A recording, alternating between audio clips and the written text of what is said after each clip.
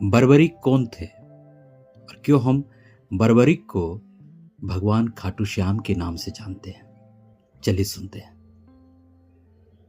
बाल्यकाल से ही वे बहुत वीर और महान योद्धा थे। उन्होंने अपनी माता के कहने पर युद्ध कला भगवान श्री कृष्ण से सीखी और उनके प्रशिक्षण में वे अजय योद्धा बन गए। मां आदिशक्ति की तपस्या कर उन्होंने असीमित शक्तियों को भी अर्जित कर लिया।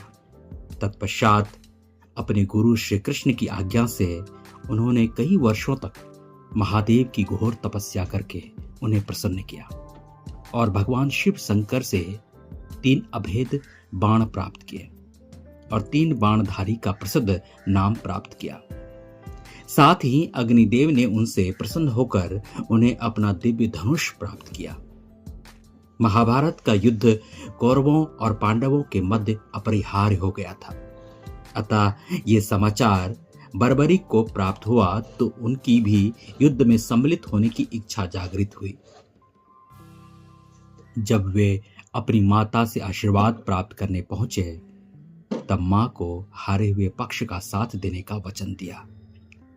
वे अपने नीले घोड़े जिसका रंग नीला था पर 3 बाण और धनुष के साथ कुरुक्षेत्र की रणभूमि की ओर अग्रसर हुए।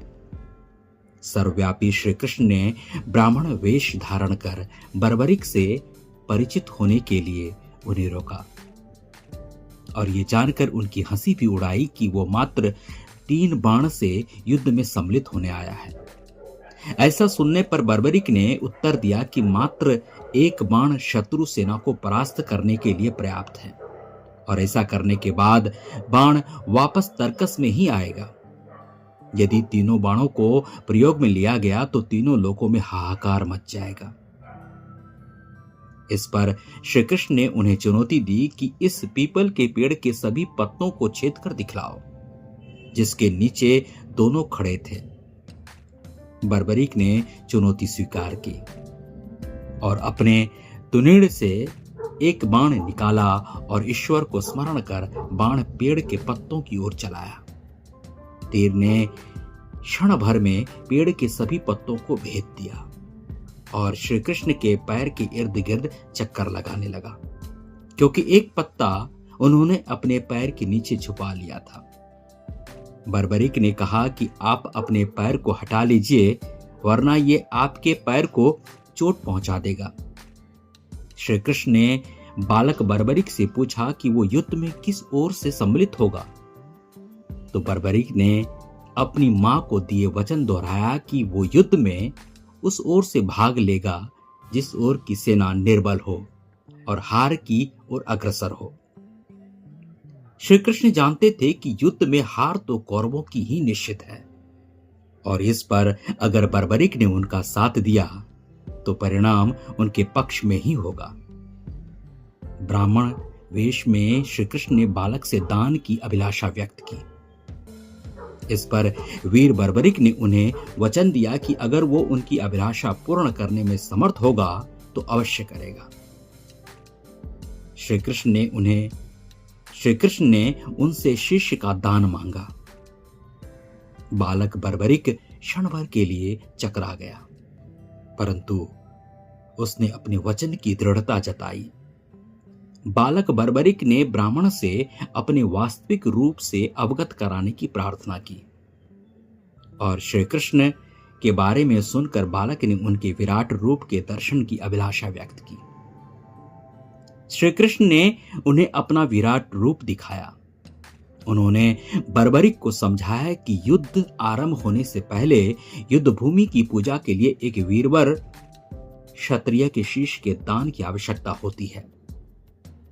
उन्होंने बर्बरीक को युद्ध में सबसे वीर की उपाधि से अलंकृत किया, अतएव उनका शीश दान में मांगा। बर्बरीक ने उनसे प्रार्थना की कि वो अंत तक युद्ध देखना चाहता है। श्री कृष्ण ने उनकी ये बात स्वीकार कर ली।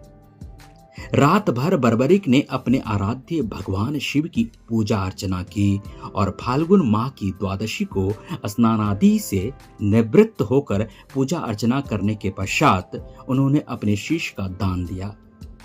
उनका सिर युद्धभूमि के समीप ही एक पहाड़ी पर सुशोभित किया गया, जहां से बर्बरीक संपूर्ण युद्ध का जायजा ले सके।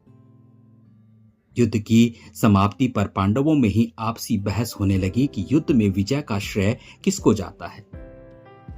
इस पर श्री कृष्ण ने उन्हें सुझाव दिया कि बर्बरीक का शिष्य संपूर्ण युद्ध का साक्षी है, अतएव उससे बेहतर निर्णायक भला कौन हो सकता है। सभी इस बात से सहमत हो गए।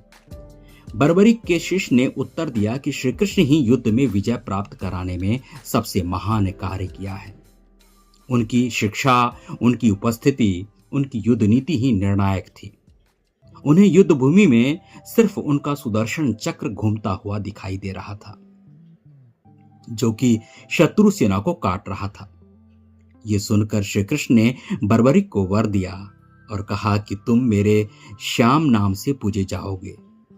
खाटू नामक ग्राम में प्रकट होने के कारण खाटू श्याम के नाम से प्रसिद्धि पाओगे और मेरी सभी 16 कलाएं तुम्हारे शीश में उपस्थित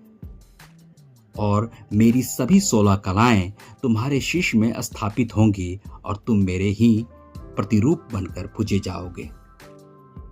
धन्यवाद।